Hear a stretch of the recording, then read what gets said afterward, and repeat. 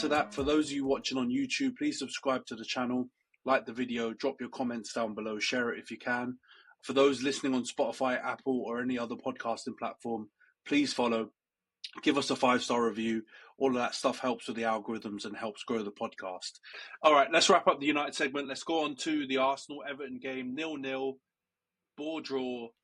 Really not that much going on, to be honest, in the game. I think if you had this result, and you can give your opinion in a minute, and it was a case of Pickford had a 10 out of 10, he's pulled off worldies.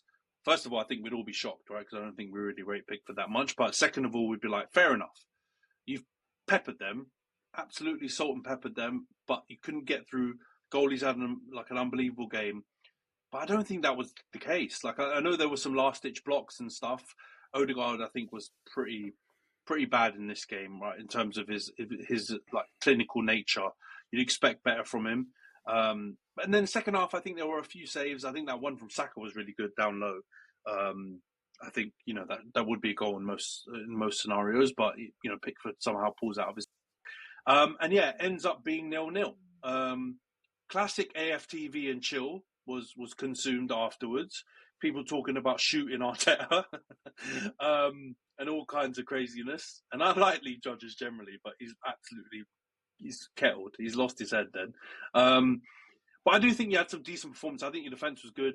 Saliba, imperious again. Gabriel was decent coming back from injury. Saka was your only attacking threat, to be honest. But what did you make of the game? Were you raging as well?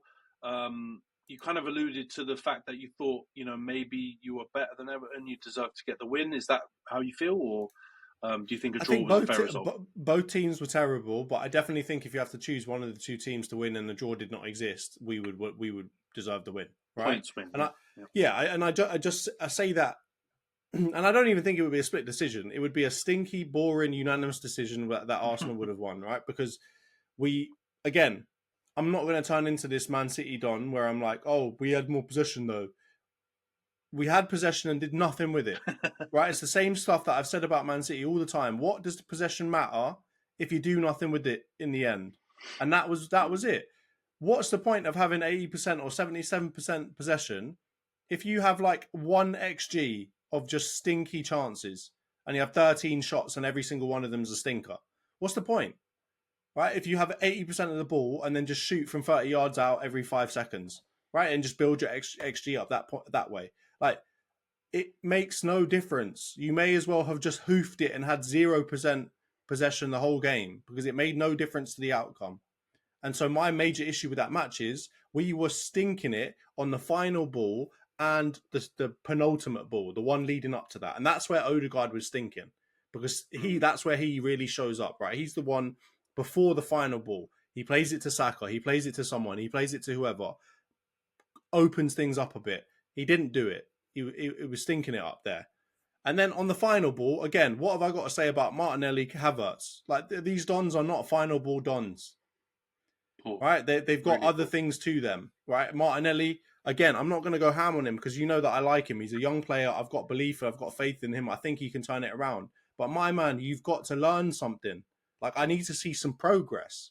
Like, you can't stink it up, be very clearly stinking it up, and then not, like, is Arteta's, the coach is not working with him? Either that's got to be one of them, or he's just not listening and he's not improving. So I don't know what it is, but whatever he's doing is not working. My man's not getting better. He's getting worse, right? Or not even getting worse, but people have figured him out, right? That first couple of seasons... People standing still is getting worse, though. That's the problem. Yeah, no, standing still is getting worse. But the thing is, he's standing still because everyone's figured him out, right? Like, I'm not saying that he's just like nothing's happened elsewhere. No one's figured him out, and he's just suddenly stinking it into the gaff. It's not that. Everyone's just figured him out, and he's standing still, as you said, right? Which is going backwards in this case. Figure something else out. Figure a way to build a different part of your game. Do something else, and you've got to be able to do that. Or master the art that got you famous or got you plaudits in the first seasons, right? The ones of just running at people, causing them issues. Go and look, like, watch videos of Dons and shimmies and this, that, and the other. Like, learn some new moves, man, because these ones ain't working. And then Havertz, I don't have to talk about him long because we haven't got that much time, but the brother is if all you've got to offer me is just a strong that ability to just bump man out of the way and hold the ball up and win a couple of headers, I'm sorry, that's Heskey settings. That's harsh on Heskey. No, and Heskey's way better, right? Like at the end of he his was career, rapid. Heskey was rapid. And people forget young Heskey was a baller. But cold, yeah.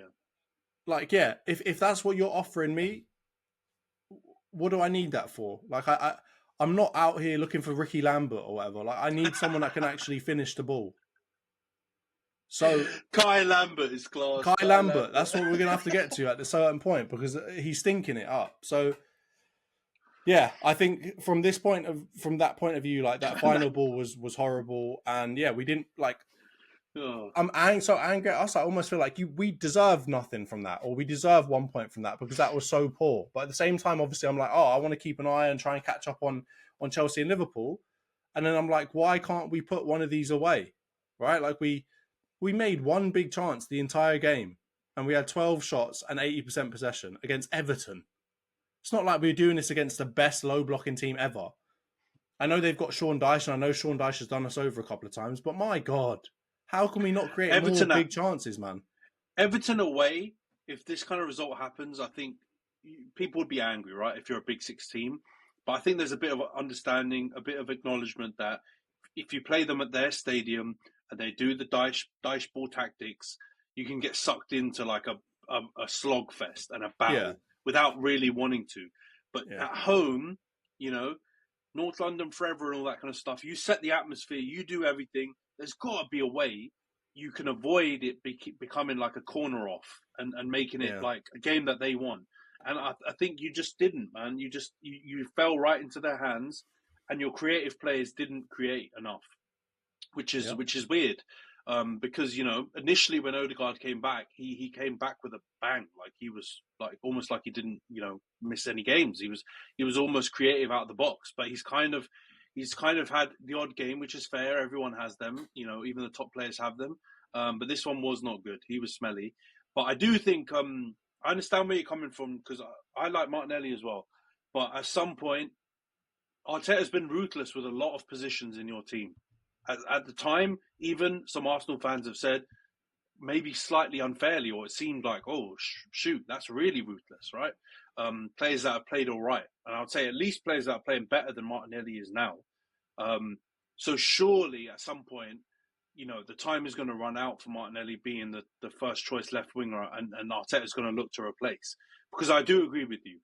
There was a point where I wouldn't say the effectiveness waned, but where people were looking at Bukayo Saka and saying, he cuts into the left, is he going to go down the Robin route where, you know, he's going to have to master that and people are going to know what he's doing, but he's so good that he does it anyway?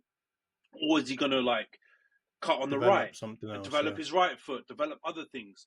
And I think we've seen he's developed other things. And now he's, you know, he makes him one of the best right wingers in the league because you don't know what the hell he's going to do, right?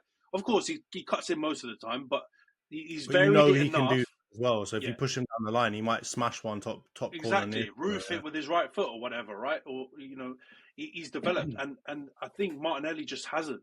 Like, he's still got the things that make him a good player from 2 years ago or 3 years ago, but he hasn't developed any of the other things to make him like a difficult player to play now when people have got all the data on him and know exactly what they've done, watched hundreds of hours of Arsenal and understand. And I saw that thing on Monday Night Football, right? Not to put the knife in even more, but it's damning, bro. The percentage of opportunities that are created down your right-hand side is the most of any. They split it into the middle, left and right. And every team has a preference, right? But yours was like top by a big chunk. Like it's like it was close to like 50% or something all come from that side. And actually, I thought that was lower than I thought in my mind, right? Thinking about it, because it seems like everything comes from there. But you've got to work it out. And I know the centre forward, the striker needs to take responsibility too. Definitely Havertz has not been good enough, and you need to get a new striker. But there is an argument that you do need to get a left winger as well, or if not more. No, of course. You know? I mean, Sterling's doing nothing Martinelli as well, so I like Martinelli, but at some point you've got to find someone with similar, closer output to Saka, so that you've got double threats at least.